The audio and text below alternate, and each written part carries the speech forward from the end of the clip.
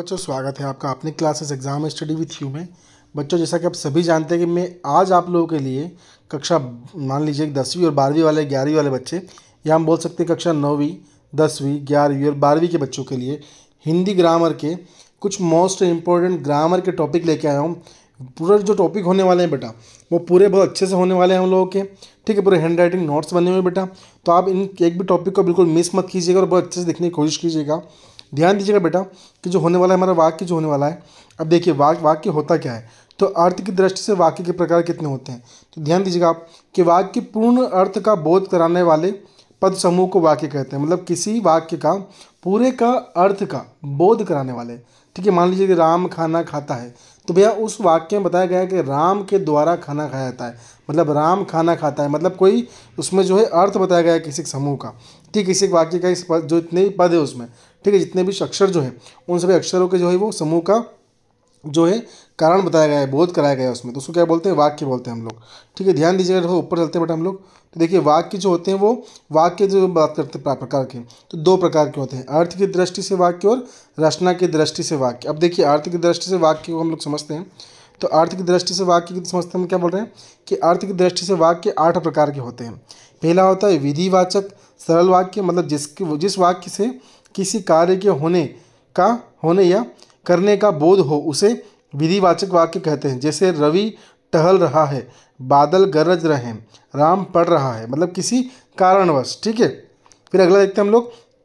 तो अगला है सेकंड वाला कि निषेधवाचक वाक्य, जिस वाक्य के बात न होने पर पता चले वह निषेधवाचक वाक्य है, मतलब बात न होने पर पता चलता है, उसको क्या बोलते हैं। जैसे रवि नहीं टहल रहा, मतलब रवि कोई काम नहीं कर रहा है। ठीक है, तो उसको क्या बोल देंगे, निषेधवाचक वाक्य बोलेंगे हम लोग उसको। ठीक है, ऐसे यहाँ और एग्जाम्पल भी दिए हैं क्या कि बादल नहीं गरज रहे हैं, राम नहीं पढ़ रहा है। फिर हम अगर देखते हैं पॉइंट नंबर 3, तो क्या है कि प्रश्नवाचक वाक्य, जिस वाक्य में किसी प्रकार के प्रश्न का बोध हो उसे प्रश्नवाचक वाक्य कहें। क्या आप घूमने जाते हैं, क्या आप नहाते हैं। ठीक है, इस प्रकार के, जैसे क्या है कि रवि क्या कर रहा है, बादल कैसा गरज रहा है, ठीक है, राम क्या कर रहा है, ऐसे मतलब जहाँ पे क्या है क्या का उपचार होना, मतलब हम प्रश्न पूछ रहे हैं किसी से। ठीक है, उसको बोलते हैं प्रश्नवाचक। फिर आज्ञावाचक वाक्य, आज्ञावाचक क्या बोल रहा है कि जिस वाक्य में किसी तरह की आज्ञा का बोध हो उसे आज्ञावाचक वाक्य कहते हैं। जैसे रवि प्रश्न का उत्तर दो, मुझे अब चलना चाहिए। तीसरे नंबर का बोल रहा है राधे कक्षा के बाहर जाओ। ठीक है, ये सब क्या है भैया, आज्ञावाचक, मतलब किसी की बात का पालन करना है ना। वहीं अगर देखते हैं 5वां क्या है कि संदेहवाचक वाक्य। अब संदेहवाचक वाक्य क्या बोल रहा है कि जिस वाक्य में किसी बात का संदेह शंका या संभावना प्रकट हो उसे संदेहवाचक वाक्य हम लोग कहते हैं। ठीक है, देखिए इसके एग्जाम्पल भी दिए जैसे यहाँ पर कि वर्षा होने की संभावना है, ठीक है, शायद राम ने लिखा होगा, शायद सोमवार की छुट्टी हो, इस प्रकार जहाँ संदेह होता है, मतलब कन्फर्म नहीं होता है।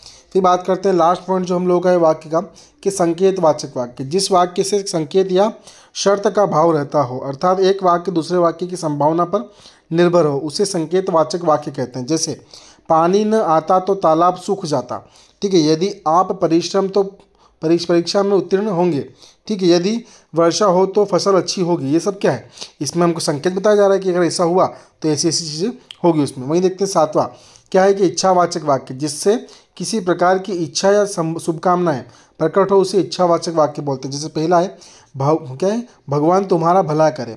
दूसरा है 9 वर्ष की बधाई। तीसरा है ईश्वर कहे तुम्हारी नौकरी लग जाए। ठीक है, इस प्रकार से। ठीक है बेटा, वहीं देख लीजिएगा थोड़ा दूसरा पॉइंट भी है आपके। ठीक है, इनको जो मैं कर दूंगा जो है सेटलमेंट पूरा।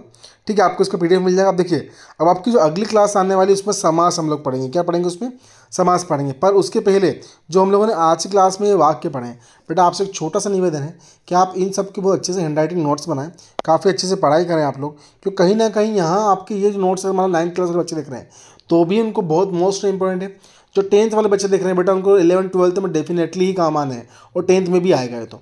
ठीक है, और जो 11th और 12th के बच्चे हैं बेटा बिल्कुल रट लेना इन चीज़ों को, क्योंकि यहाँ से तो क्वेश्चन आना कन्फर्म है।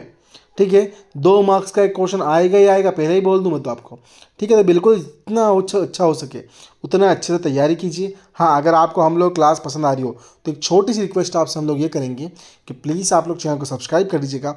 और एक छोटा सा निवेदन ये है कि जितना भी हो, आपके जितने भी फ्रेंड्स हों, उन सबको क्लास की लिंक जो है वो ज़्यादा से ज़्यादा, जितना हो सके उतना, या जितना आप शेयर कर सकते हैं उतना बिल्कुल ज़्यादा से ज़्यादा शेयर करें। जिससे क्या हो, किसी भी बच्चे का इंपॉर्टेंट टॉपिक मिस नहीं होगा और आप हम लोगों की फैमिली का हिस्सा बने। इसके लिए आपका बहुत बहुत जो है हृदय से जो है मैं धन्यवाद करना चाहूँगा। ठीक है, थैंक यू सो मच। ठीक है बेटा।